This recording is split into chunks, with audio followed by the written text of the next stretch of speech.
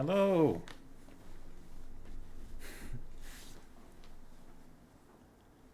Happy Friday. Right? Yeah, it's Friday. I think I see Sharky's in the chat already. How's it going? As I muddle with my... There we go. Happy St. Patrick's Day. Unless you're a pagan. In which case, I'm sorry.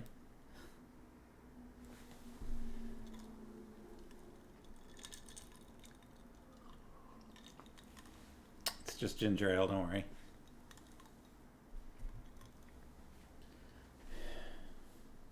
Benedict, you're not wearing green. You're gonna get pinches. Pinch, pinch, pinch. He doesn't dress himself.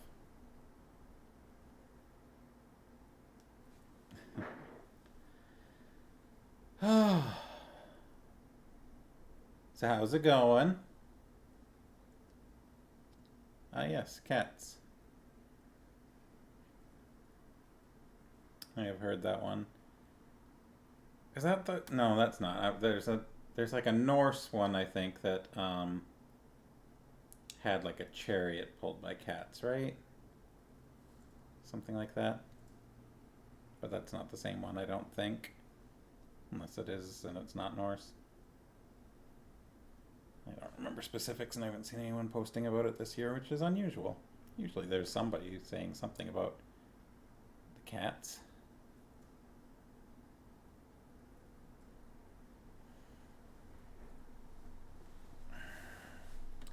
Is it just me or do people post cute cat videos a lot less than they used to? It's a sign of the times. Freya. Mr. Sharky caught up. How was it? And it is St. Gertrude. Oh. Farmhouse has all the cat lady facts.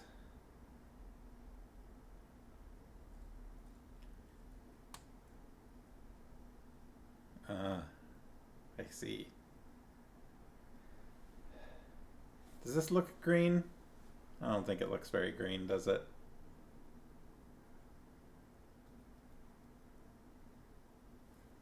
What did it censor? I said the full Malorian.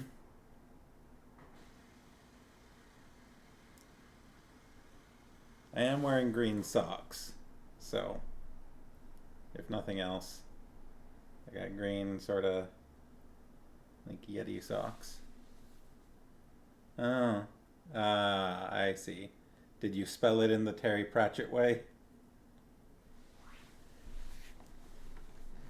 Because I'm always very careful when I enunciate that when it comes up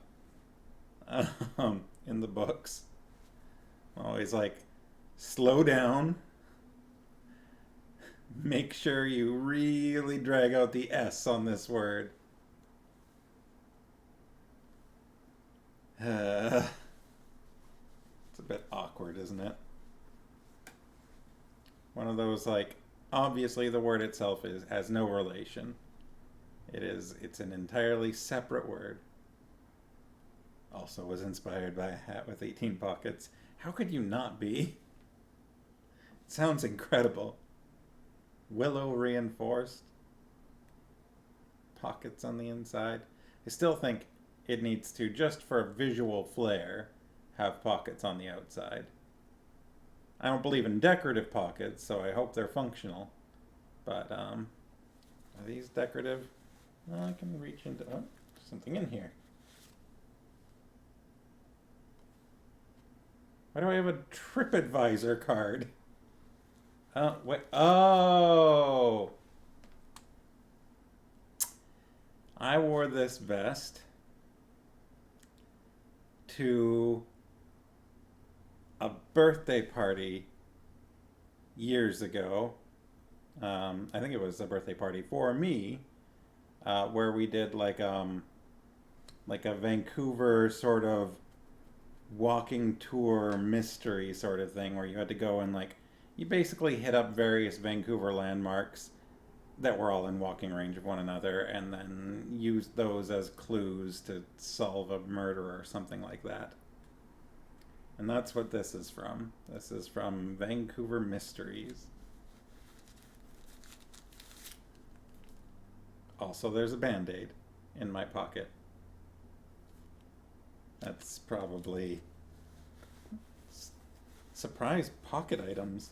Anyways, these are technically functional. There's not a lot of room in there, but they are pockets.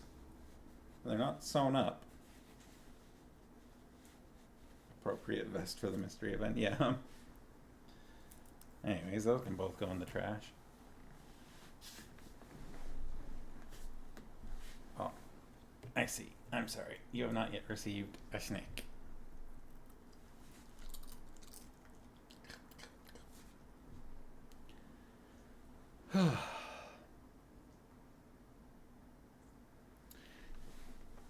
It's sort of weird. I feel like Farmhouse and I have lived in this house for like 4 years now, and we're only recently starting to explore some of the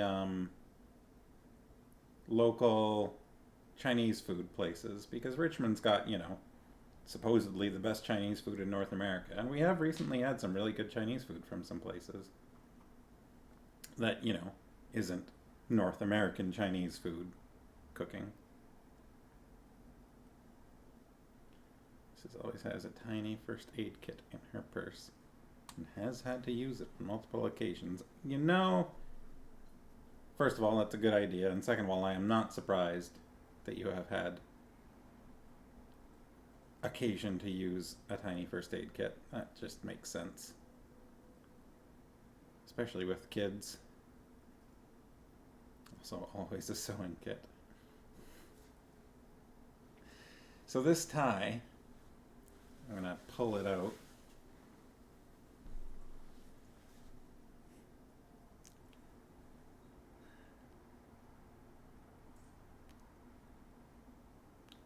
Bottle opener, pen, knife. Yeah, all good ideas. I feel like a keychain is also an appropriate place for a bottle opener. Yes, it is. I'll bring it closer.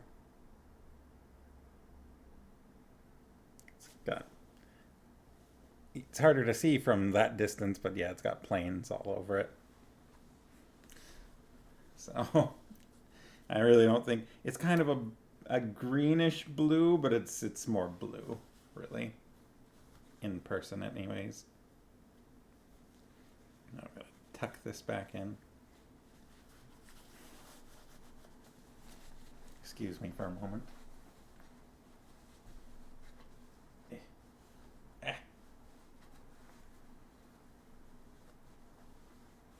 It's also a bit longer than my normal tie. It kind of sticks out the bottom a bit. Green enough? Yeah. Oh, he's reading blue enough. I mean, green enough. Yeah, well, like I said, I got socks, green socks anyways. You can't really see them. I got a green drink. I'm happy with my green levels.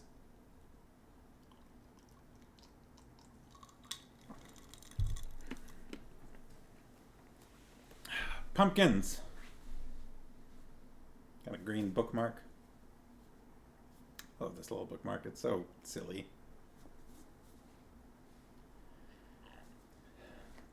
That wasn't a swear. Obviously, pumpkins was a large part of the previous Wednesday's reading. Bookmarks the other day that looked like zippers. Would you want that? Apparently the Sharkies want that. Or was it just like they were zipping up the book? Like it would just be like a little zipper tab sticking out of the top?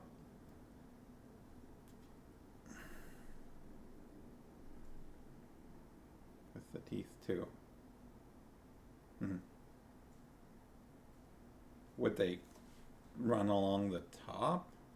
You don't know how that works. Okay. I'll stop asking about the zipper bookmarks.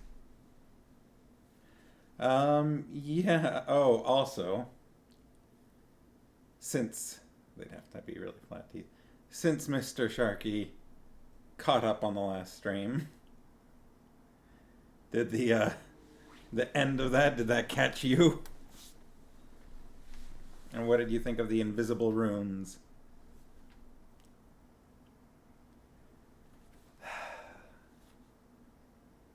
It's my birthday.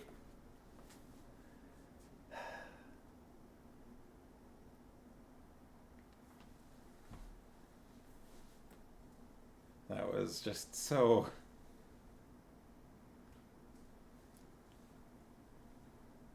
I can just picture Sir Terry writing that and being like, when am I going to have another underground water scene again? When am I going to have this opportunity?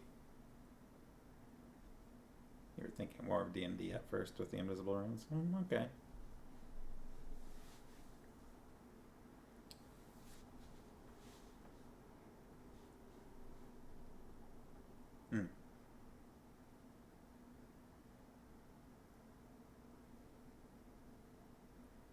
Okay.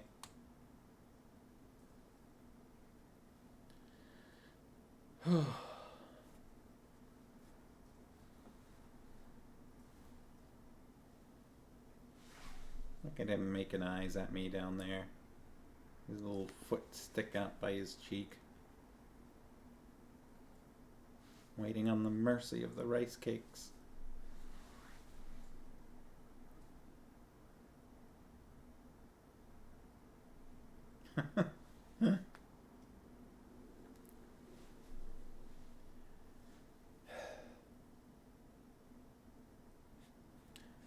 So where did we start last time? Basically, they... yes, there was all the bit about Jason. You caught on with the pale eyes. Yeah, yeah. As soon as you saw the pale glowing eyes, it was like, oh, okay, he's doing a Gollum joke. But then, like, it goes a step further than you really expect to really drive home the point. I guess, you know, not everybody that reads these books is probably as big of a, like, Tolkien nerd. And not to mention the books came out, you know, well before the, like, films really made Lord of the Rings a lot more mainstream, right? A lot more widespread renown.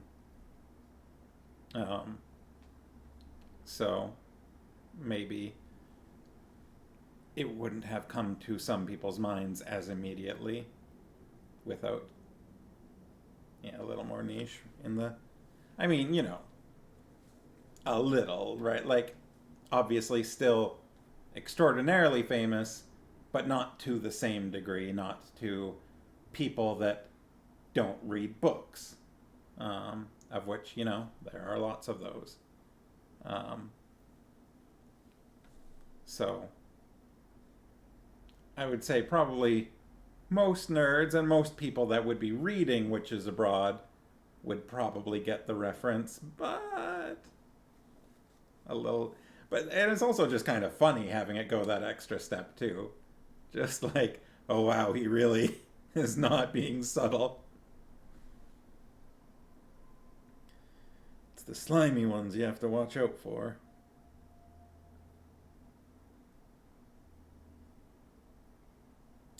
And a lugubrious face. Was Gollum ever actually... I wonder if Gollum was described using that word, lugubrious. It's one of those words... I have known the definition of it. I think it means, like, big and round, maybe? But it's been a while since I've kind of... No, looking or sounding sad and dismal.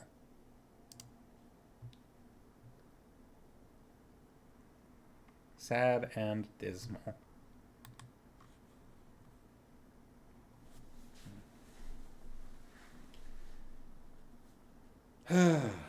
Yeah, so we started off last time with a lot of Jason Ogg and the preparations for departure and the announcement that Grebo was coming with them. Um, we had Magrat wearing trousers and Nannyog wearing red leather boots and um, the amazing hat. Uh,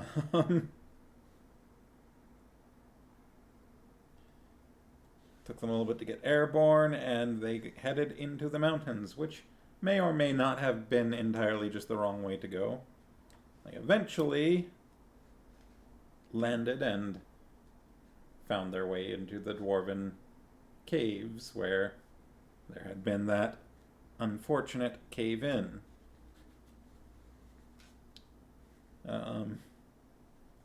We learned a bit about dwarven priorities, or at least had them reinforced, I suppose. And Magrat tried out the wand in a practical setting, which worked. It solved the problem, just, not in the most stylish of ways, depending on your point of view. I think from Magrat's point of view, it was not the most stylish of methods, not what she was aiming for. And then the King of the Dwarves plunked them into a boat and sent them on down a river in the mountains, which was supposed to eventually arrive at Genua. So, presumably now at least they're going in more or less the right direction. Invisible runes and definitely Gollum. Just not even like similar to Gollum, just straight up was Gollum. Got whacked over the head with an oar. And that's where we're at. So I'm going to get into it because after we're done, I might want to go have a bath. Relax a bit. With pumpkins and ruler hit on desk sounding bread. Yes, dwarven bread. We've heard of dwarven bread before, right? That's come up in the Guard series. I'm pretty sure it came up when Carrot was giving a tour of the museums.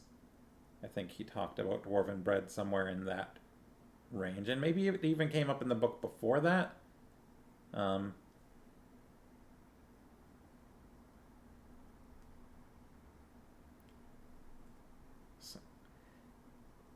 So I think that's... Although when that was written, might have been after this was written. Fun. More lumbus bread. Would you look at that?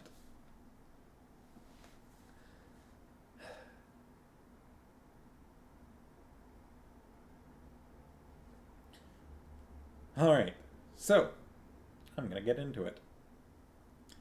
In my copy, we are three quarters of the way through page 66, which I think we are now further ahead of your copy, which is interesting because you started ahead of us, because you started on like page 8 or something, 7 or 8, whereas we started on 1. So I imagine by the time we reach the end of the book, we're going to be quite a few pages ahead.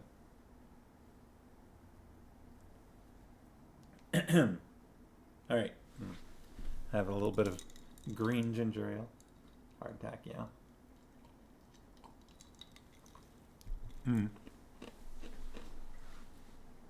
Speaking of, I'm sure I've mentioned this before. If you're not watching The Mandalorian, season 3 is currently in the process of coming out.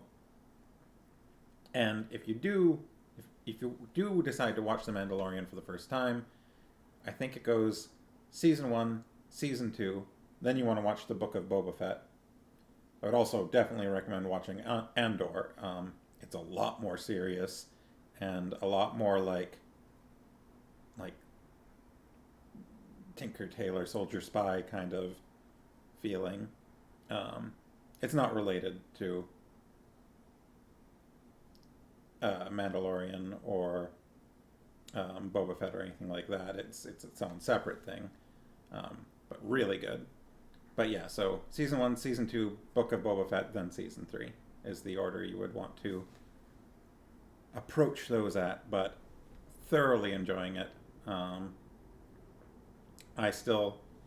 I wasn't, as high on the Book of Boba Fett, but The Mandalorian to me is like top tier Star Wars content. Okay, so you've watched 1 and 2? Season 1 and 2? Season 3 so far I feel like is off to a good start. It feels fun so far.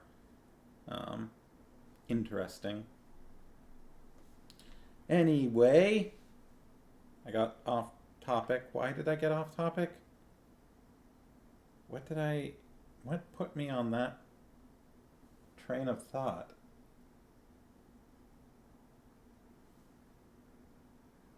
Best bread, hardtack. That's what it was. It was hardtack. It's a very minor tangent. It triggered a train of thought that led me there. Anyway, okay, here we go. For real this time. For real, I promise. Oh, that was... Yeah, I said for real, but that was grim, wasn't it? Like, I feel like that has been some of the bleakest Star Wars I have seen. I mean, there's been a lot of, there's a lot of ethical questions about cloning and stuff like that in other series and scattered throughout and things like that. And there's war and whatnot. But that whole prison thing, the prison of the... that felt dark. Like, I was surprised at how dark that felt. A lot of that show. Okay. Don't do that again. Don't distract me anymore. I'm going to start reading. After half an hour... See, I started. No. After half an hour, the boat drifted out through a cave mouth and into a narrow gorge between cliffs. Ice glistened on the walls, and there were drifts of snow on some of the outcrops. I do like a good snowy outcrop. We should do some snowy D&D terrain tiles. That would be fun. Anyway, I don't know how usable. Come up, I'm sure. Nanny-Og looked around guilelessly, and then fumbled somewhere in the depths of her many skirts, and produced a small bottle. There was a glugging noise. Yeah. I bet there's a fine echo here, she said, after a while. Oh, no, you don't, said Granny firmly. Don't what? Don't sing that song. Pardon us, me? I ain't going, said Granny, if you insists on singing that song. Capital T, capital S on that song. What song would that be? Said Nanny innocently. Said Nanny innocently. Pfft. Pfft. You know the song to whom I am referring, said Granny icily. You always get drunk and let me down and sing it. Can't recall any song like that, Esme, said Nanny-Og meekly. First innocently, now meekly.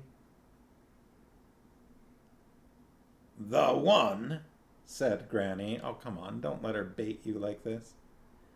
The one, said Granny, about the rodent that can't ever be persuaded to care about anything. Oh, said Nanny, beaming as light dawned. You mean the hedgehog can never be bugged? That's the one. But it's traditional, said Nanny. Anyway, In foreign parts, people won't know what the words mean. They will the way you sings them, said Granny. The way you sings them, creatures what lives on the bottoms of ponds'll know what the words know what they mean. I fumbled that a little bit.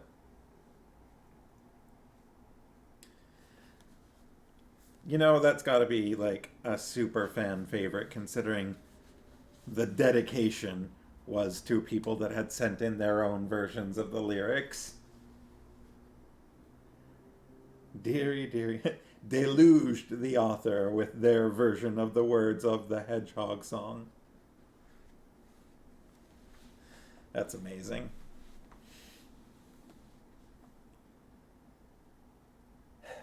Magrat looked over the side of the boat. Here and there, the ripples were edged with white. The current was running a bit faster, and there were lumps of ice in it. It's only a folk song, Esme. Ha! Said Granny Weatherwax. I should just say it is a folk song. I knows all about folk songs. Ha! You think you're listening to a nice song about cuckoos and fiddlers and nightingales and whatnot. And then it turns out to be about something else entirely, she added darkly. You can't trust folk songs. They always sneak up on you. That's true. You cannot trust folk songs. I feel like that's basically the definition of the genre.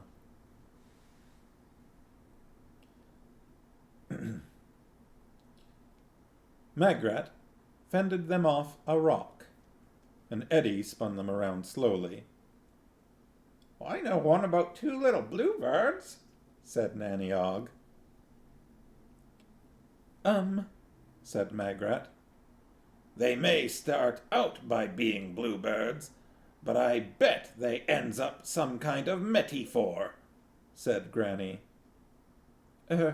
Granny, said Magrat.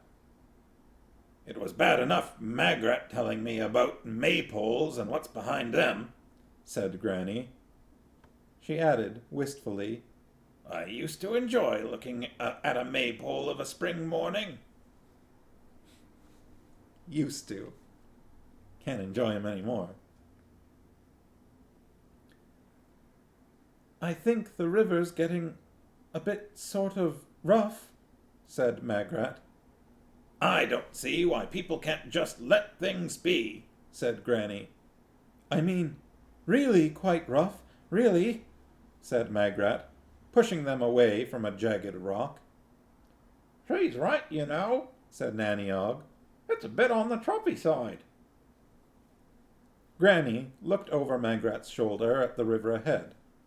It had a cut-off look, such as might be associated with, for example, an imminent waterfall. The boat was now surging along. There was a muted roar. They never said anything about a waterfall, she said. I expect they thought we'd find out for ourselves, said Nanny Og, gathering up her possessions and hauling Grebo out of the bottom of the boat by the scruff of his neck. Very sparing with your information, your average dwarf. Thank goodness witches float. Anyway, they knew we'd got the brooms.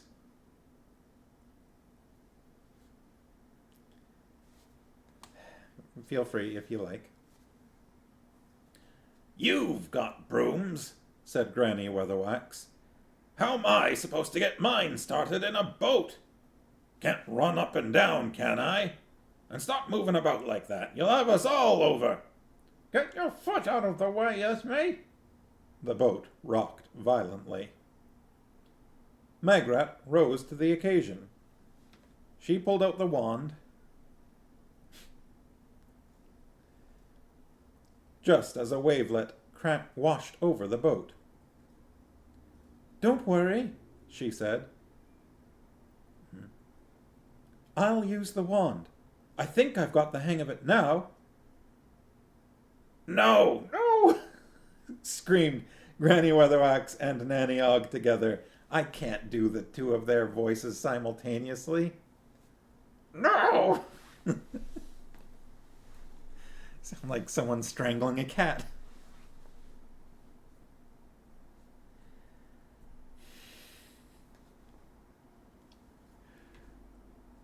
There was a large, damp noise. Grebo, no. Grebo will be fine. I'd be the one that needs saving. There was a large, damp noise. The boat changed shape. It also changed color.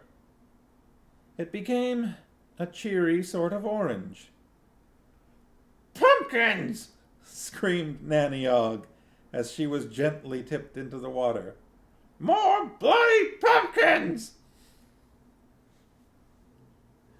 I think that's the first time I've had to do Nanny Og screaming.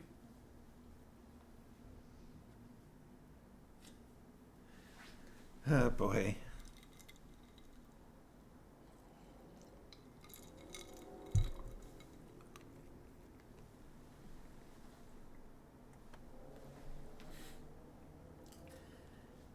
Benedict doesn't know how to catch.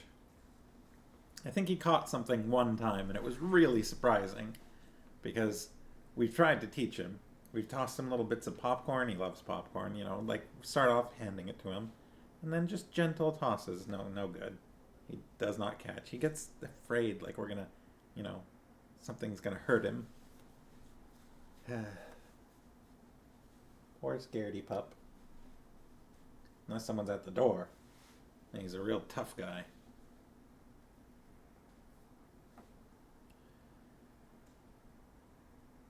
Lilith sat back. The ice around the river hadn't been that good as a mirror, but it had been good enough. Well, a wishy-washy, overgrown girl, more suitable to the attentions of a fairy godmother than to being one, and a little old washerwoman type who got drunk and sang songs, and a wand the stupid girl didn't know how to use. It was annoying. More than that, it was demeaning. Surely Desiderata and Mrs. Gogol, is that the first time we've heard that name? Gogol, Mrs. Gogol, could have achieved something better than this. You derived status by the strength of your enemies. Of course, there was her. After all this time. Of course, she approved of that. Because there would have to be 3 of them. 3 was an important number for stories. 3 wishes, 3 princes, 3 billy goats, 3 guesses, 3 witches. The maiden, the mother, and the other one.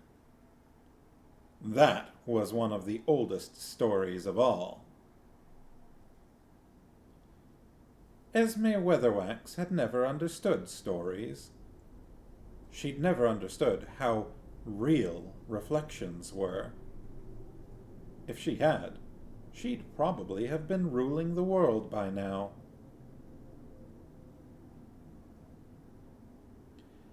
"You're always looking in mirrors," said a petulant voice. "I hate it when you're always looking in mirrors." The Duke, capital D-U-C, just, it's, I don't know, duck? Is it pronounced like duck? It's probably like Italian or something, right? Duke? No, that would be like Doge.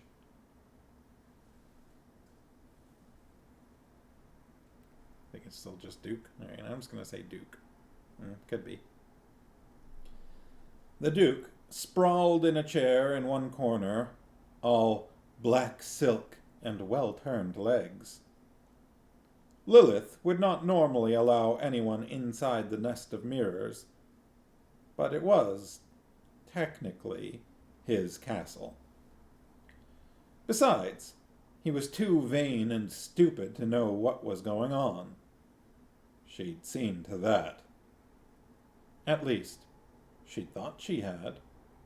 Lately, he seemed to be picking things up. "I don't know why you have to do that," he whined. "I thought magic was just a matter of pointing and going whoosh." Lilith picked up her hat and glanced at a mirror as she adjusted it. "This way's safer," she said. "It's self-contained. When you use mirror magic, you don't have to rely on anyone except yourself. That's why no one's ever conquered the world with magic. Yet. They try to take it from other places, and there's always a price. But with mirrors, you're beholden to no one but your own soul." She lowered the veil from the hat brim. She preferred the privacy of a veil, outside the security of the mirrors. "I hate mirrors," muttered the Duke. "That's because they tell you the truth, my lad." "It's cruel magic, then." Lilith tweaked the veil into a fetching shape. "Oh, yes. With mirrors, all the power is your own. There's nowhere else it can come from," she said. "The swamp woman gets it from the swamp," said the Duke. "Ha! And it'll claim her one day. She doesn't understand what she's doing." "And you do?" She felt a pang of pride. He was actually resenting her. She had really done a good job there. "I understand stories," she said. "That's all I need." "But you haven't brought me the girl," said the Duke. "You promised me the girl, and then it'll be all over, and I can sleep in a real bed, and I won't need any more reflecting magic." But even a good job can go too far. "You've had your fill of magic," said Lilith sweetly. "You'd like me to stop? It would be the easiest thing in the world. I found you in the gutter. Would you like me to send you back?" His face became a mask of panic. Duck, duck, duke.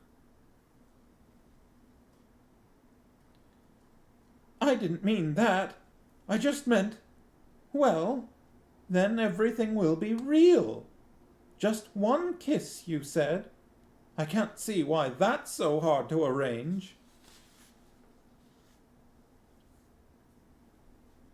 "The right kiss at the right time," said Lilith. "It has to be at the right time, otherwise it won't work." She smiled. He was trembling, partly out of lust, mainly out of terror, and slightly out of heredity. "Don't worry," she said. "It can't not happen." "And these witches you showed me?" "They're just part of the story. Don't worry about them. The story will just absorb them. And you'll get her because of stories. Won't that be nice? And now, shall we go? I expect you've got some ruling to do." He picked up the inflection.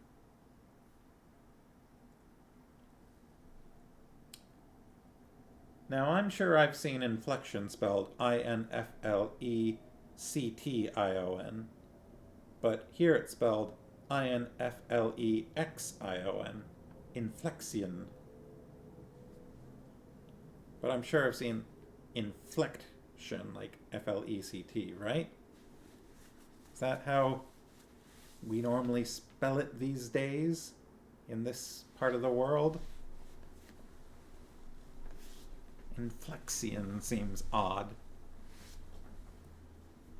It looks like you think you've seen some similar words spelled that way? With the X or with the CT? No, there's like genuflecting is spelled CT. I don't know that me saying that is really relevant. Both. Alright. It appears to be spelled either way. Yeah, well. That holds up. That's about par for the course when reading these books. Ugh. Look at him. You know, like...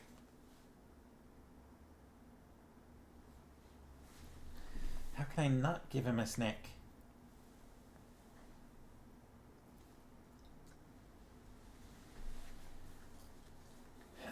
I would have to be a monster not to. Well, I don't let anybody call me a monster. You can if you want to, though, Ben.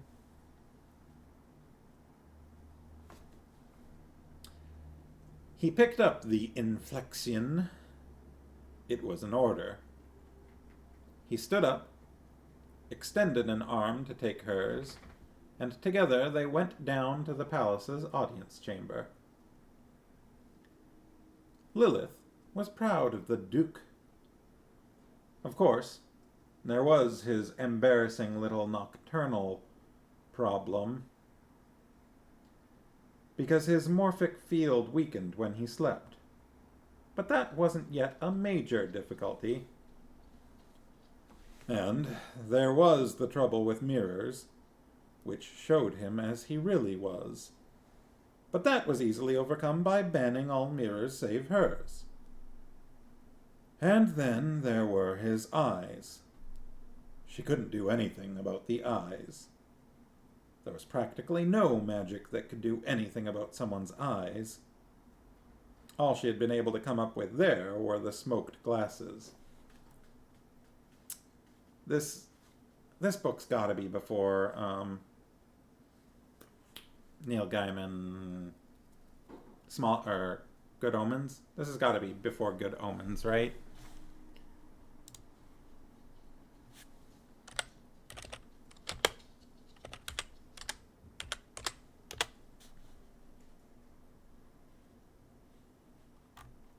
Let's see if I can... 1990. Oh, maybe it's not. This book was in the 90s, wasn't it?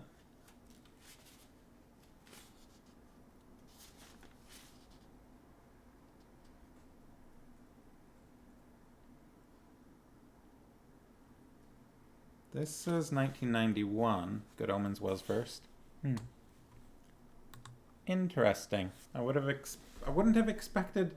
Because that, like, you know... It's hard to see that smoked glasses to cover his eyes and not think of Crowley.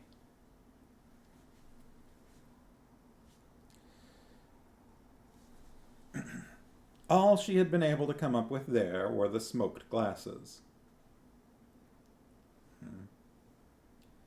Even so, he was a triumph.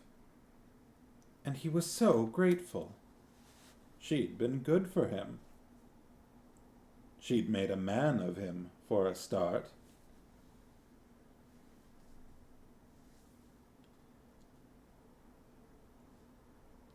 Some way downriver from the waterfall, which was the second highest anywhere on the disk, and had been discovered in the year of the revolving crab by the noted explorer Guy de Yoyo, footnote, Granny Weatherwax sat in front of a small fire with a towel around her shoulders and steamed. Footnote. Of course, lots of dwarfs, trolls, native people, trappers, hunters, and the merely badly lost had discovered it on an almost daily basis for thousands of years. but they weren't explorers and didn't count. End of footnote.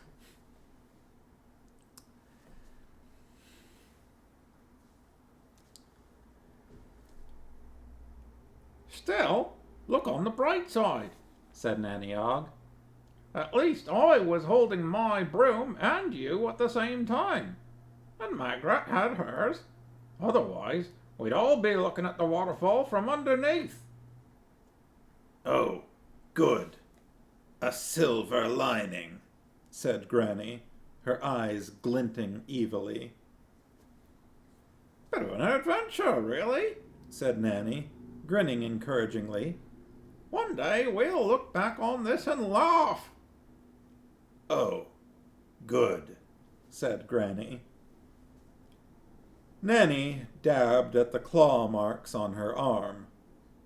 Grebo, with a cat's true instinct for self-preservation, had clawed his way up his mistress and had taken a flying leap to safety from the top of her head. Now he was curled up by the fire, dreaming cat dreams. A shadow passed over them. It was Magrat, who had been combing the riverbanks. "I think I've got nearly everything," she said as she landed. "Here's Granny's broomstick, and, oh yes, the wand." She gave a brave little smile. "Little pumpkins were bobbing to the surface. That's how I found it." "My word, that was lucky," said Nanny Og encouragingly. "Hear that, Esme? We shan't be wanting for food at any rate." "And I found the basket with the dwarf bread in it," said Magrat, "although I'm afraid it might be spoilt." "It won't, take it from me," said Nanny Og. "You can't spoil dwarf bread." "Well, well," she said, sitting down again. "We've got quite a little picnic, haven't we? And a nice bright fire, and a nice place to sit, and I'm sure there's lots of poor people in places like Wonderland and such like who'd give anything to be here right now." "If you don't stop being so cheerful, Githa Og, I shall give you such a ding around the ear with the flat of my hand," said Granny Weatherwax. "You sure you're not catching a chill?" said Nanny Og. "I'm drying out," said Granny Weatherwax, "from the inside." "Look, I'm really sorry," said Magrat. "I said I was sorry." Not that she was quite certain what for, she told herself. The boat wasn't her idea. She hadn't put the waterfall there. She hadn't even been in a position to see it coming. She'd turned the boat into a pumpkin, but she hadn't meant to. It could have happened to anyone. "I managed to save Desiderata's notebooks, too," she said. "Well, that's a blessing," said Nanny Og. "Now we know where we're lost." She looked around. They were through the worst of the mountains, but there were still peaks around and high meadows stretching to the snow line. From somewhere in the distance came the clonking of goat bells. Magrat unfolded a map. It was creased, damp, and the pencil had run. She pointed cautiously to a smudged area.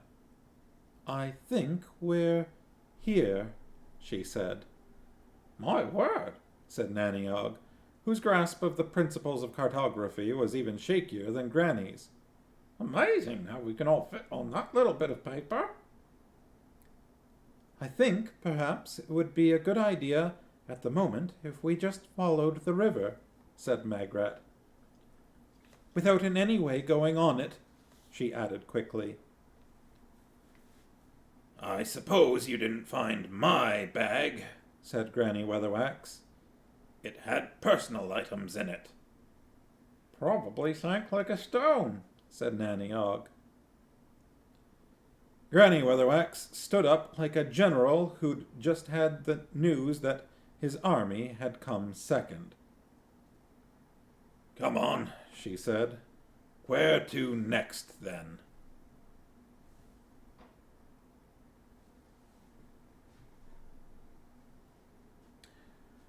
What was next was forest, dark and ferociously coniferous. The witches flew over it in silence. There were occasional isolated cottages half hidden in the trees. Here and there a crag loomed over the Sylvanian gloom, shrouded in mist even in mid-afternoon. Once or twice they flew past castles, if that's what you could call them. They didn't look built, more extruded from the landscape. It was the kind of landscape that had a particular type of story attached to it, featuring wolves and garlic and frightened women. A dark and thirsty story, a story that flapped wings against the moon.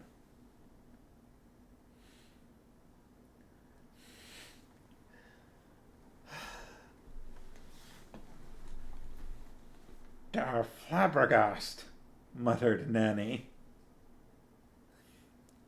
It was tough to say that. What's that? Said Magrat. That's foreign for bat. I've always liked bats, said Magrat. In general. The witches found that, by unspoken agreement, they were flying closer together. I'm getting hungry, said Granny Weatherwax. and don't no one mention pumpkins. Pumpkin, There's dwarf bread. said Nanny. There's always the dwarf bread. Said Granny. I fancy something cooked this year. Thank you all the same. All right, quick question for everybody. 1 versus 1, which one wins? Wand versus dwarf bread. The wand is turned on the dwarf bread and attempts to turn it into a pumpkin. Does it change?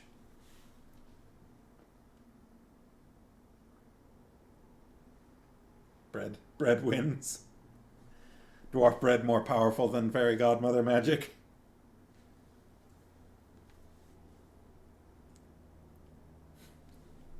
Becomes pumpkin shaped. Just gets like, you know when bread has like a stamp on it? Just gets like a stamped image of a pumpkin on the dwarf bread. Just turns into orange dwarf bread. Yeah, pumpkin flavored dwarf bread, but you'd never know it because you're never gonna taste it.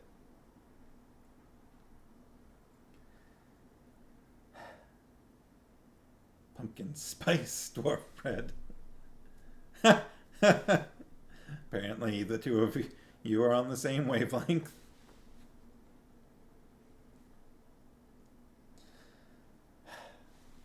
They flew past another castle, occupying the entire summit of a crag. You know a vampire lives there. What we need is a nice little town or something, said Magrat. But the one down there will have to do, said Granny. They looked down at it. It wasn't so much a town as a huddle of houses, clustering together against the trees. Barovia? It looked as cheerless as an empty hearth, but the shadows of the mountains were already speeding across the forest, and something about the landscape tacitly discouraged nighttime flying. That's right, isn't it? Tacitly?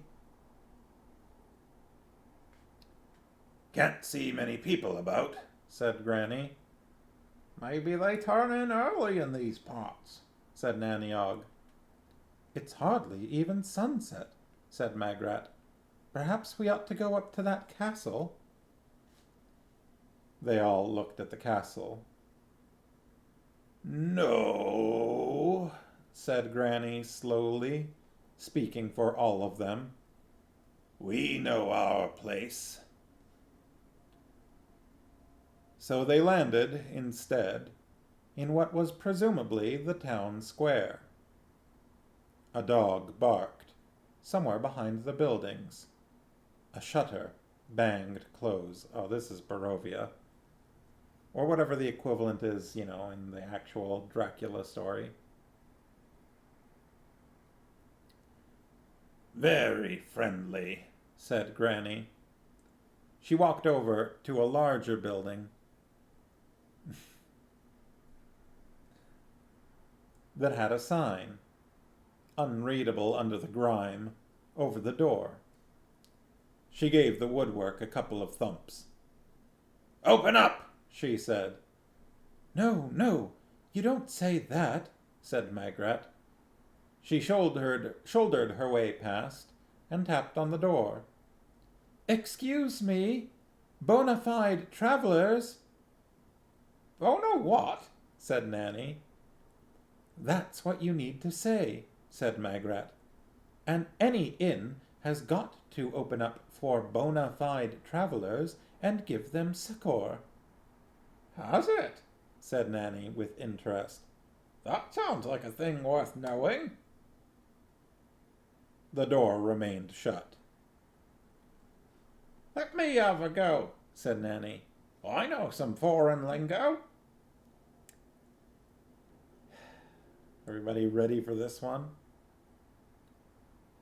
She hammered on the door. Openny-voo, gonga-din, chop-chop, pretty damn quick, she said.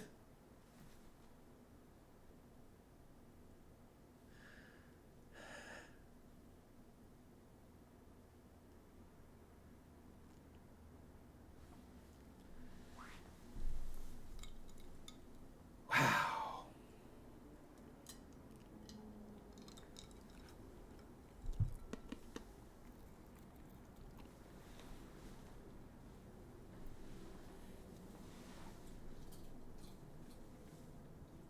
Braslov. Oh.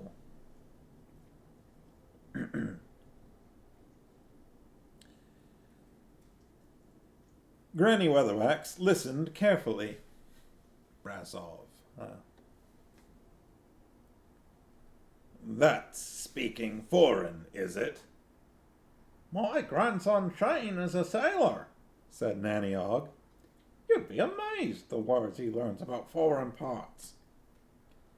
I expects I would, said Granny. And I hopes they works better for him. She thumped on the door again. And this time it opened. Very slowly. A pale face peered around it. Excuse me, Magrat began. Granny pushed the door open. The face's owner had been leaning on it. They could hear the scrape of his boots over the floor as he was shoved gently backward. Oh, yeah. It's, I guess it's got to be because she's away from home, right? When she's at home, our indicates her and all the Oggs around there. But there's no more Oggs here, it's just her.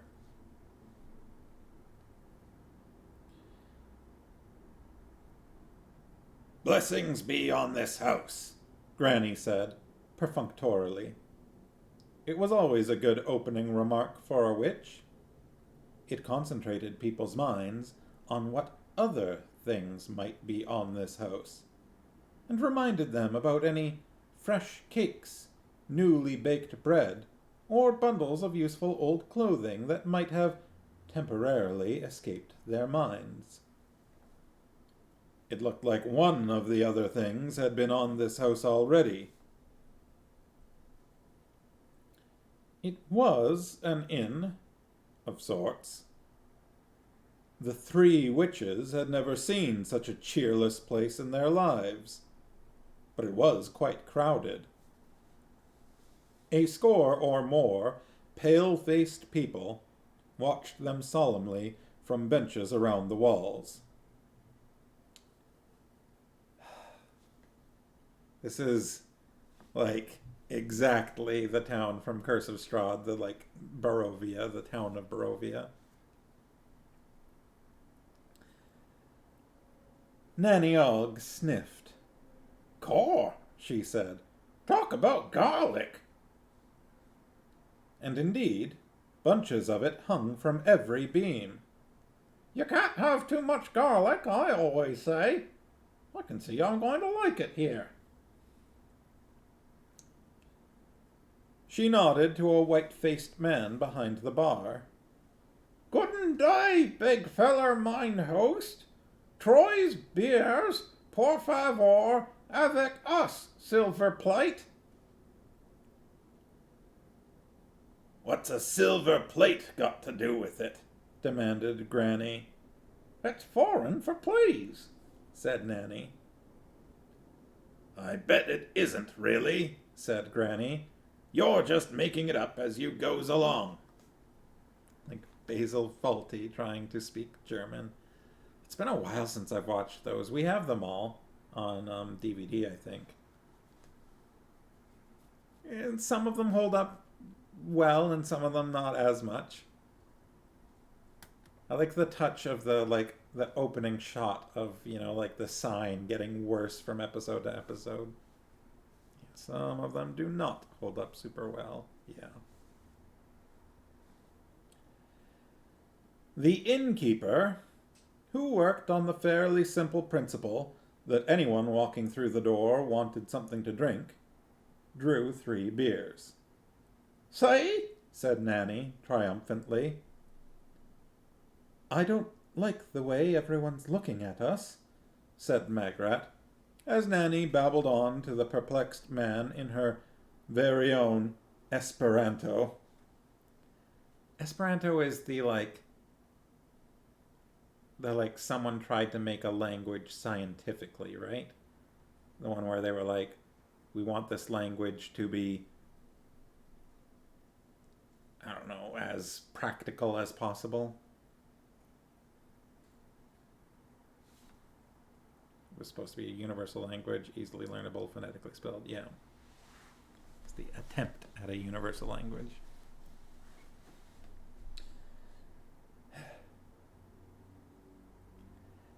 As Nanny babbled on to the perplexed man in her very own Esperanto. A man over there grinned at me. Granny Weatherwax sat down on a bench, endeavoring to position herself so that as small an amount of her body as possible was in contact with the wood, in case being foreign was something you could catch.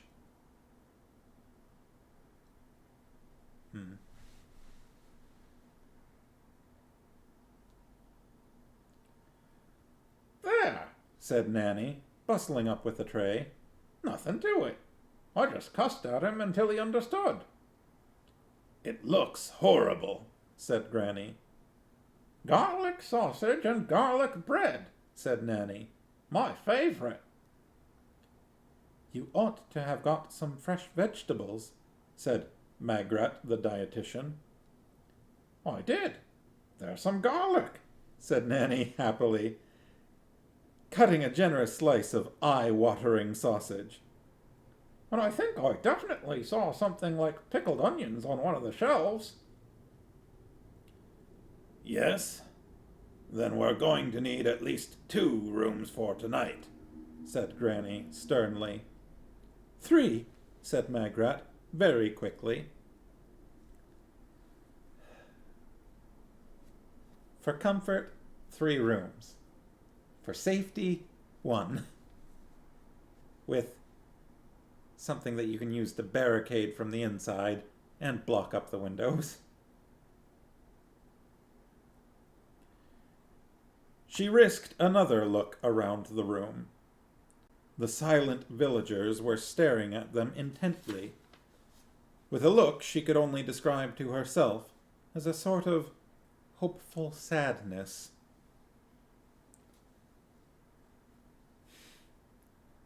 Of course, anyone who spent much time in the company of Granny Weatherwax and Nanny Ogg got used to being stared at. They were the kind of people that filled every space from edge to edge. And probably people in these parts didn't often see strangers, what with the thick forests and all. And the sight of Nanny Ogg eating a sausage with extreme gusto would even outrank her pickled onion number as major entertainment anywhere.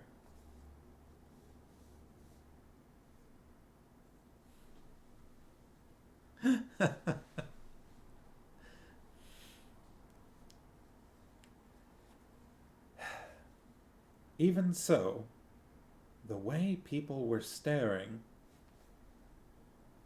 outside, deep in the trees, a wolf howled. The assembled villagers shivered in unison, as though they had been practicing. The landlord muttered something to them. They got up, reluctantly, and filed out of the door, trying to keep together. An old lady laid her hand on Magrat's shoulder for a moment, shook her head sadly, sighed, and then scuttled away. But Magrat was used to this too.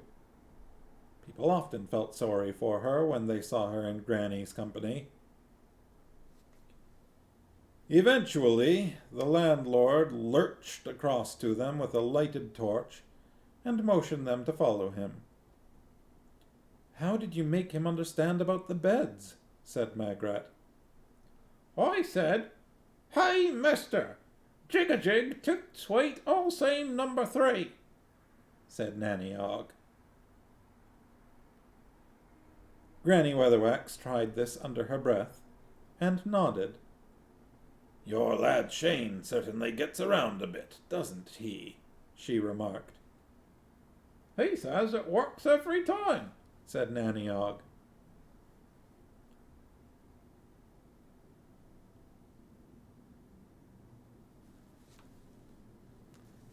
I feel like I'm missing something there. In fact, there were only 2 rooms. Before I continue, there is a scene break here. It is now 8:08. Should I keep going?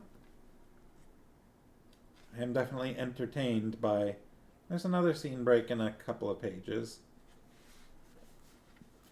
So why don't we get to that at least?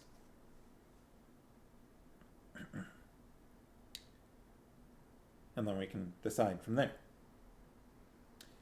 In fact, there were only 2 rooms, up a long, winding, and creaky stairway. And Magrat got one to herself. Even the landlord seemed to want it that way. He'd been very attentive. She wished he hadn't been so keen to bar the shutters, though. Magrat liked to sleep with a window open. As it was too dark and stuffy. Anyway, she thought, I am the fairy godmother. The others are just accompanying me. She peered hopelessly at herself in the room's tiny, cracked mirror, and then lay and listened to them on the far side of the paper-thin wall. What are you turning the mirror to the wall for, Esme? I just don't like 'em staring like that. He only stares if you're staring at him, Esme. Silence, and then, Eh? What's this round thing for, then? I reckon it's supposed to be a pillow, Esme. Ha! I don't call it a pillow, and there's no proper blankets even. What did you say this thing's called? Well, I think it's called a duvet, Esme. We call them an eiderdown where I come from. Ha! There was a respite, then, Have you brushed your tooth? singular. And another pause, then, Oh, you haven't got You haven't half got cold feet, has me? No, they ain't. They're lovely and snug. And another silence. Then, Boots! Your boots! You've got your boots on! I should just think I have got my boots on, Githa Og. And your clothes? You haven't even undressed. You can't be too careful in foreign parts. There can be all sorts out there, a-creepin' around.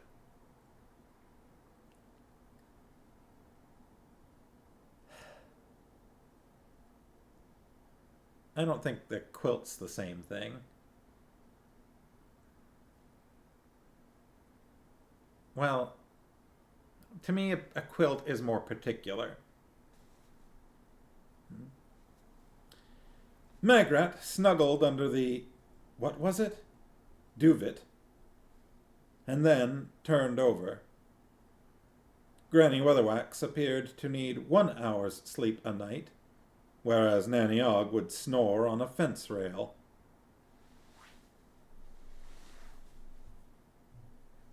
To me, a quilt has a quilted pattern on it, right? It's a quilt because it's quilted. Yeah. They all have actual different definitions. All right.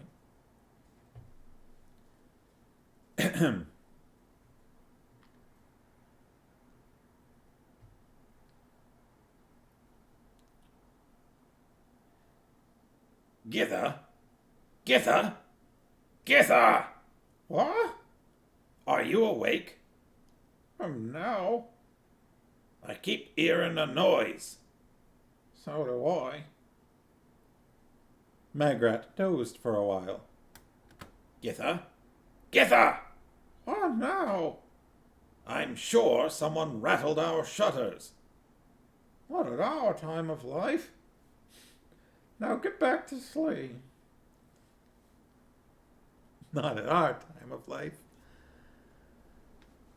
The air in the room was getting hotter and stuffier by the minute. You know what that means. Magrat got out of bed, unbolted the shutters, and flung them back dramatically. There was a grunt and a distant thud of something hitting the ground. Sana!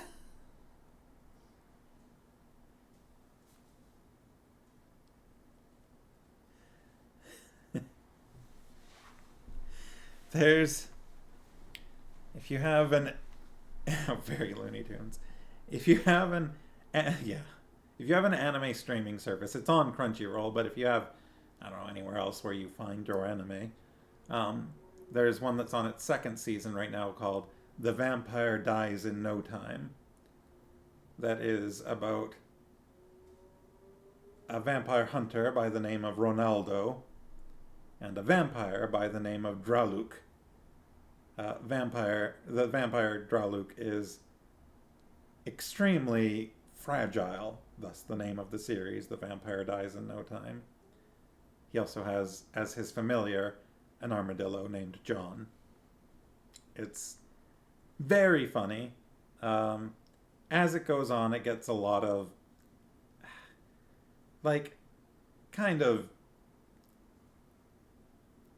somewhat immature, dirty humor, but nothing explicit, just a lot of silly jokes and things. It's very silly. Everyone loves John, yeah. John is amazing. Anyways, definitely just what immediately comes to mind here. That's a very Draluk thing to... Well, I mean, he would get hit by the shutters and die, but then come back to life.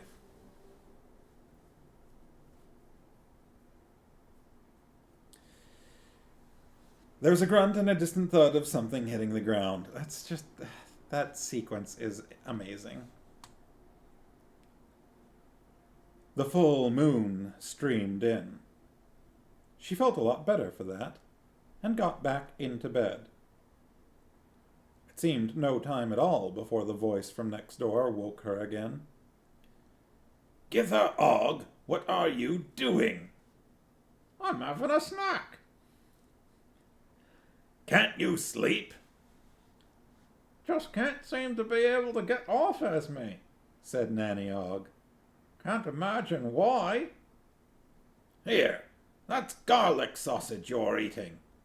I'm actually sharing a bed with someone eating garlic sausage. Hey, that's mine. Give it back. Magrat was aware of booted footsteps in the pit of the night, and the sound of a shutter being swung back in the next room. She thought she heard a faint oof, and another muted thud.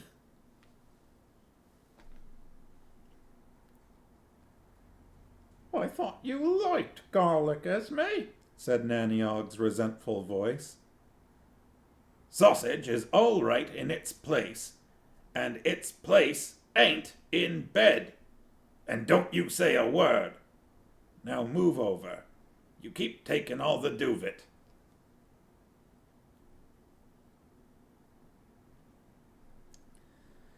After a while, the velvet silence was broken by Granny's deep and resonant snore.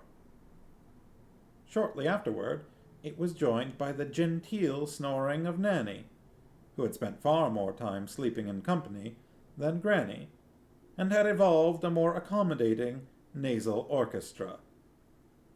Granny's snore would have cut logs. Magrat folded the horrible, round, hard pillow over her ears and burrowed under the bedclothes. That whole scene was incredible. Somewhere on the chilly ground, a very large bat was trying to get airborne again. It had already been stunned twice, once by a carelessly opened shutter, and once by a ballistic garlic sausage, and wasn't feeling very well at all. One more setback, it was thinking, and it's back off to the castle. Besides, it'd be sunrise soon. Its red eyes glinted as it looked up at Magrat's open window. It tensed. A paw landed on it. Bad luck, that. The bat looked around. Grebo had not had a very good night. He had investigated the whole place with regard to female cats, and found none. He had prowled among the middens and drawn a blank. People in this town didn't throw the garbage away. They ate it. He'd trotted into the woods and found some wolves and had sat and grinned at them until they got uncomfortable and went away. Yes, it had been a very uneventful night. Until now. The bat squirmed under his claw. It seemed to Grebo's small cat brain that it was trying to change its shape, and he wasn't having any of that from a mouse with wings on. Especially now, when he had someone to play with.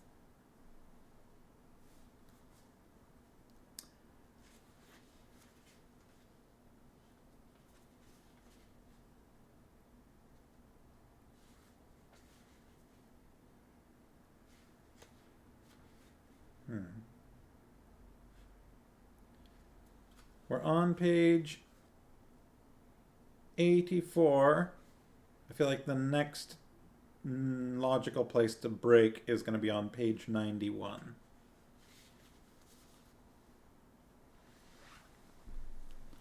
Now, these pages do go by pretty quickly.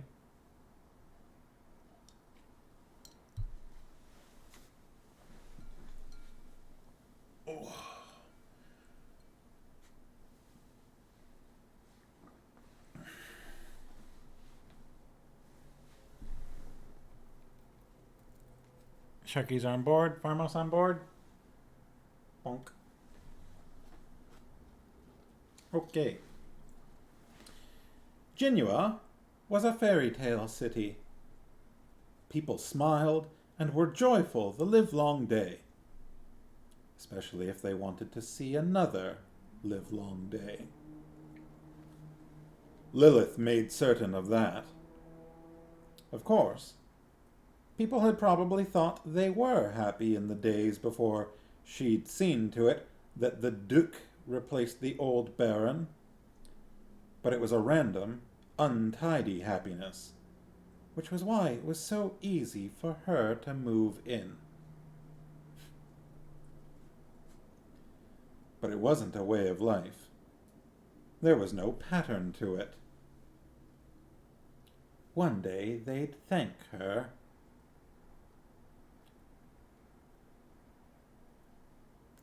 Yeah. Of course, there were always a few difficult ones. Sometimes people just didn't know how to act. You did your best for them. You ruled their city properly. You ensured that their lives were worthwhile and full of happiness every hour of the day. And then, for no reason at all, they turned on you. Guards lined the audience chamber, and there was an audience. Technically, of course, it was the ruler who gave the audience, but Lilith liked to see people watching. One pennyworth of example was worth a pound of punishment. There wasn't a lot of crime in Genua these days. At least, not what would be considered crime elsewhere. Things like theft were easily dealt with and hardly required any kind of judicial process. Far more important, in Lilith's book, were crimes against narrative expectation. People didn't seem to know how they should behave. Lilith held up a mirror to life and chopped all the bits off life that didn't fit. The Duke lounged bonelessly on his throne, one leg dangling over the armrest. He'd never got the hang of chairs. "And what has this one done?" he said, and yawned. Opening his mouth wide was something he was good at least. A little old man cowered between two guards. There's always someone willing to be a guard, even in places like Genua. Besides, you got a really smart uniform, with blue trousers and a red coat and a high black hat with a cockade in it. "But I can't whistle," quavered the old man. I didn't know it was compulsory." "But you are a toy maker," said the Duke. "Toy makers whistle and sing the whole day long." He glanced at Lilith. She nodded. "I don't know any songs," said the toy maker. "I never got taught songs, just how to make toys. I was apprenticed at making toys 7 years before the little hammer, man and boy." "It says here," said the Duke, making a creditable impersonation of someone reading the charge sheet in front of him, "that you don't tell the children stories." "No one ever told me about telling stories," said the toy maker. "Look, I just make toys. Toys! That's all I'm good at. Toys. I make good toys. I'm just a toy maker." "You can't be a good toy maker if you don't tell stories to the children," said Lilith, leaning forward. The toy maker looked up at the veiled face. "Don't know any," he said. "You don't know any?" "I could to tell 'em how to make toys," the old man quavered.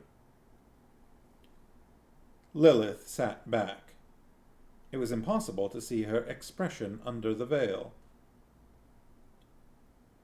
"I think it would be a good idea if the people's guards here took you away," she said, "to a place where you will certainly learn to sing.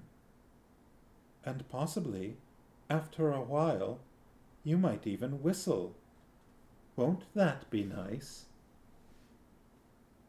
The old Baron's dungeons had been disgusting. Lilith had had them repainted and refurnished, with a lot of mirrors. When the audience was over, one member of the crowd slipped out through the palace kitchens. The guards on the side gate didn't try to stop her. She was a very important person in the small compass of their lives.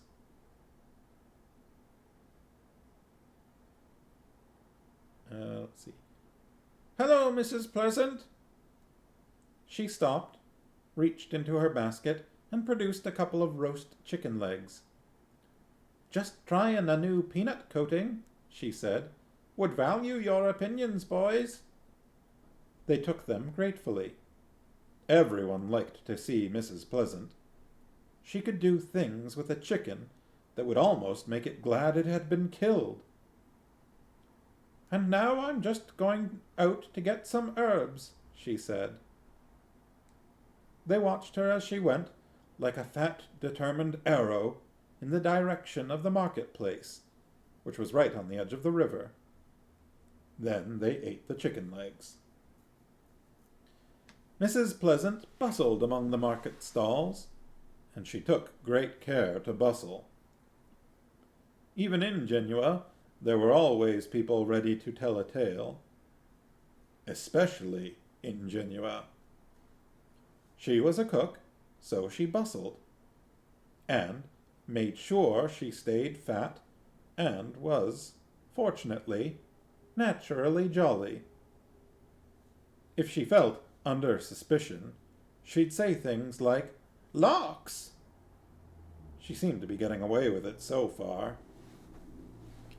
She looked for the sign, and there it was, perched up on the roof pole of a stall that was otherwise stacked with cages of hens, gazoots, wheelie cranes, and other fowl, was a black cockerel.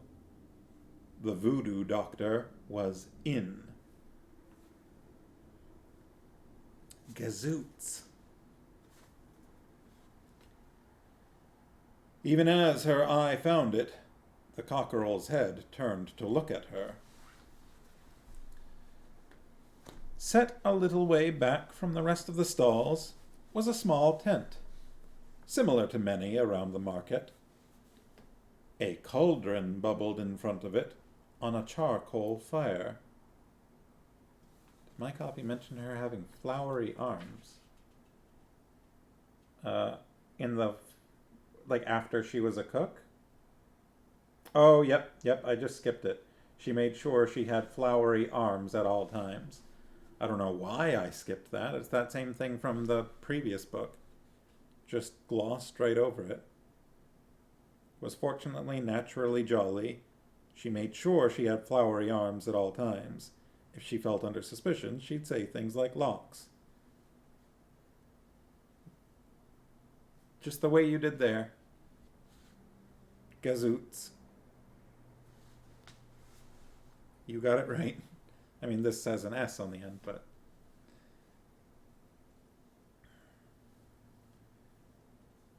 Set a little way back from the rest of the stalls was a small tent, similar to many around the market. A cauldron bubbled in front of it on a charcoal fire. There were bowls beside it, and a ladle, and beside them a plate with coins on it. There were quite a lot of coins. People paid for Mrs. Gogol's cooking whatever they thought it was worth, and the plate was hardly big enough. The thick liquid in the cauldron was an unappetizing brown. Mrs. Pleasant helped herself to a bowlful, and waited. Mrs. Gogol had certain talents.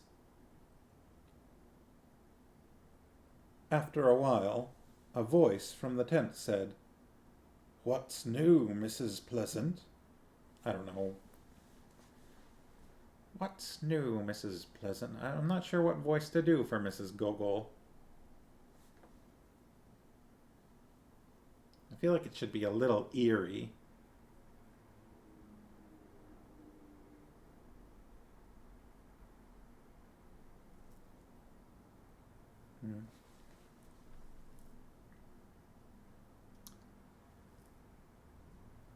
Well, I think I'll just carry on for now. That one was good. What's new, Mrs. Pleasant? She's shut up the toy maker. It's a little too nanny-like. It either is or is an accessory for a musical instrument. She's shut up the toy maker, said Mrs. Pleasant, to the air in general. And yesterday it was old Devereux, the innkeeper, for not being fat and not having a big red face. That's 4 times this month.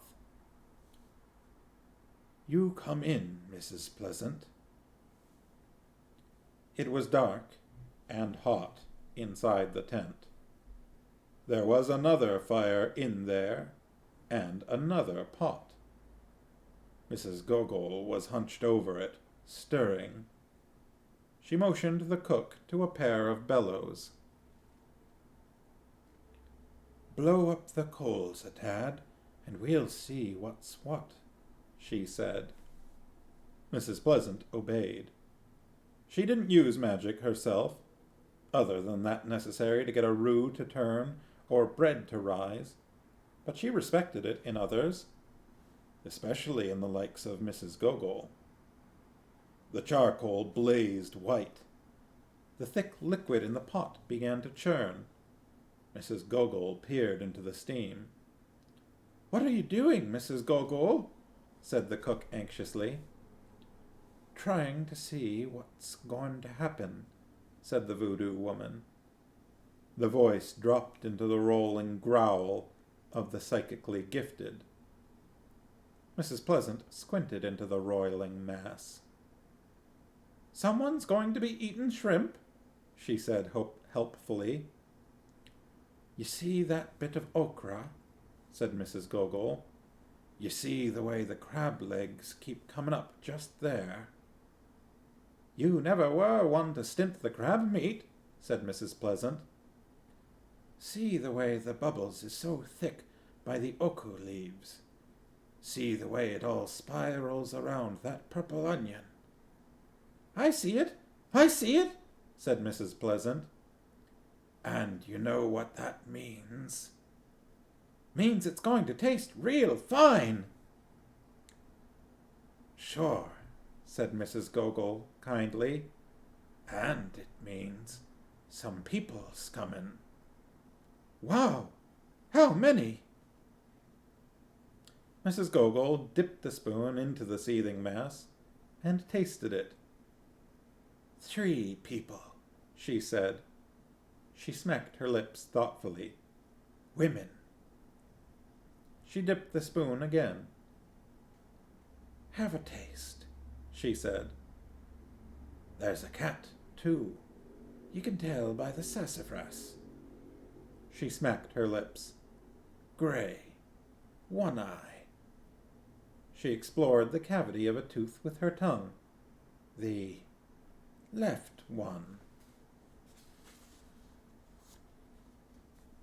Mrs. Pleasant's jaw dropped. "They'll find you before they find me," said Mrs. Gogol. "You lead 'em here." Mrs. Pleasant stared at Mrs. Gogol's grim smile, and then back down at the mixture in the pot. "They coming all this way for a taste?" she said. "Sure." Mrs. Gogol sat back. Did I miss that? Ah, yeah, grim smile. You been to see the girl in the White House? Mrs. Pleasant nodded. Young Embers? She said. Yeah, when I can. When the sisters are out at the palace. They got her real scared, Mrs. Gogol. She looked down at the pot again, and back up to Mrs. Gogol. Can you really see? I expect you've got things to marinate, said Mrs. Gogol. Yeah. Mrs. Pleasant backed out, but with reluctance. Then she halted. Mrs. Pleasant, at rest, was not easily moved again until she wanted to be. That Lilith woman says she can see the whole world in mirrors, she said, in slightly accusing tones. Mrs. Gogol shook her head. All anyone gets in a mirror is themselves, she said. But what you gets in a good gumbo is everything.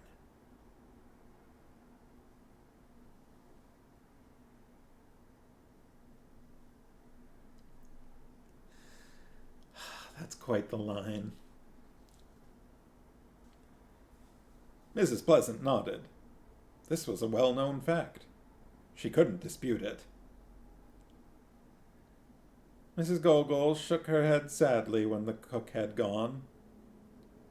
A voodoo woman was reduced to all sorts of stratagems in order to appear knowing, but she felt slightly ashamed of letting an honest woman believe that she could see the future in a pot of gumbo.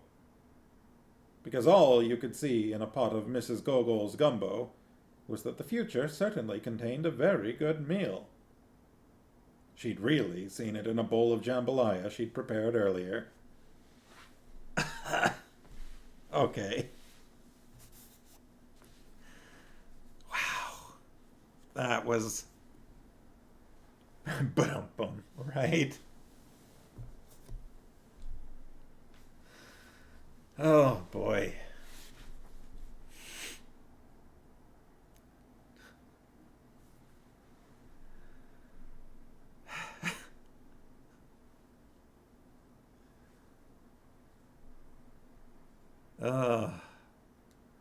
That was a good scene. There was a few good scenes in this one. That's some classic British humor scene break there. The bones tell me nothing.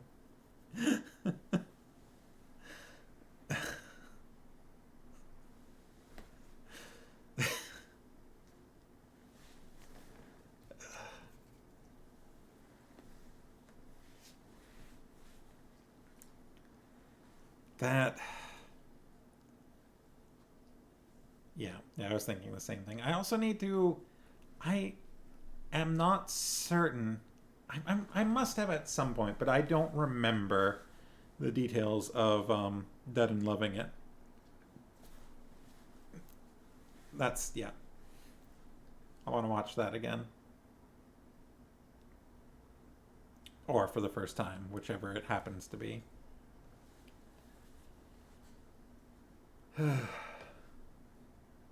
Love me some good Leslie Nielsen.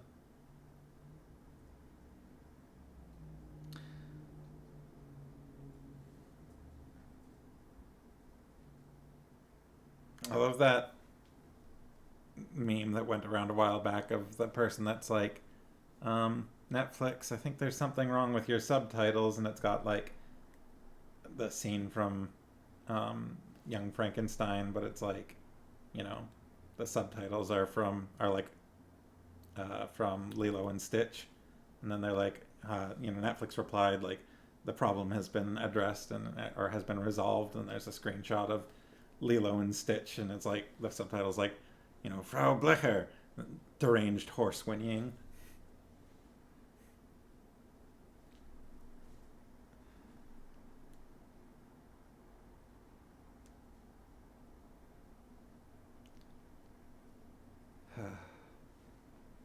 I feel like it hasn't been original Dracula. You'd watch either movie that way with the subtitles from the other. feel like it hasn't been that long since I've seen Young Frankenstein.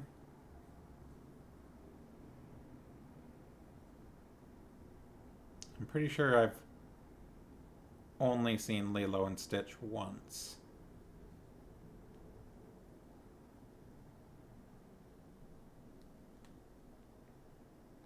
Although it was well after it had come out. Kind of been wanting to watch Wall-E again, which I'm pretty sure we have the Blu-ray of. And also I'm sure it's on Disney Plus. That one's a little unrelated except for the Lilo and Stitch, sort of.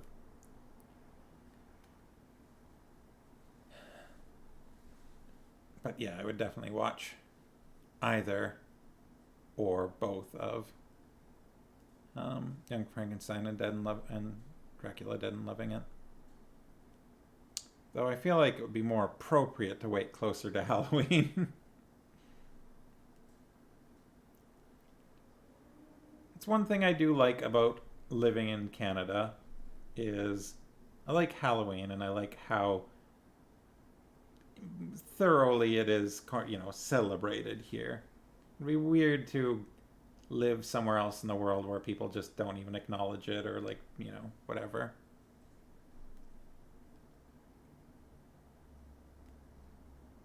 Is that like the Morticia Addams light?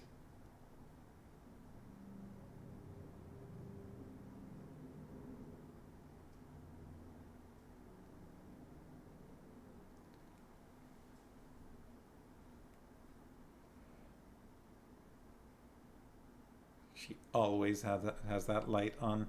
I don't know if it could be more obvious. Like, even in like Addams Family Values, when she's in the hospital giving birth, she has that light on her eyes. Like, it might be more obvious than you're remembering. I mean, I suppose hers is probably a little softer around the edges, and maybe his is very like squared or something. But hers is not subtle.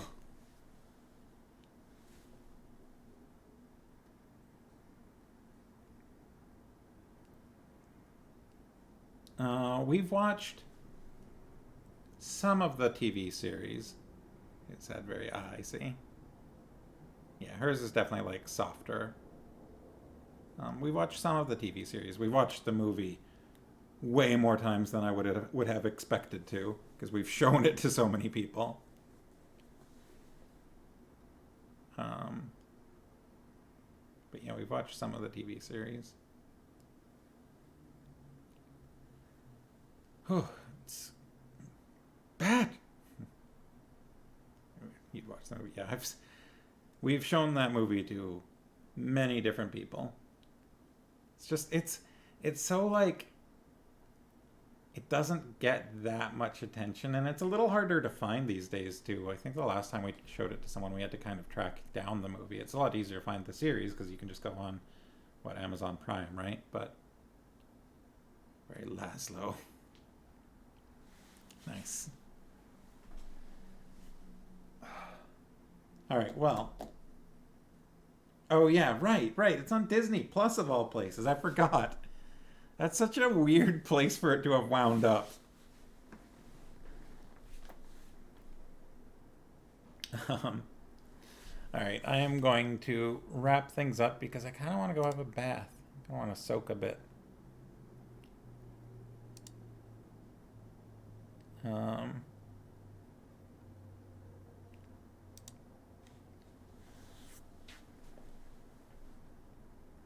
Yeah, I think what ends up on the Star side of Disney is on maybe like Hulu or something in the States. I forget what it was. It's on something with an H. And not everything. It's a little mix and match. Speaking of, if you have the time at some point and want a great sort of series with, I don't know if I could call it a comparable feel, but on Disney Plus on the Star side, Only Murders in the Building is definitely worth checking out.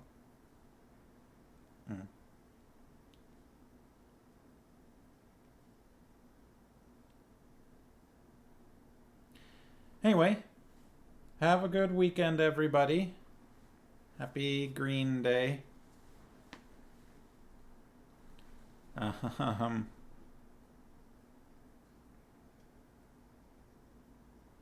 Cat Lady Day. Oh, you caught up. I didn't know you'd watched it.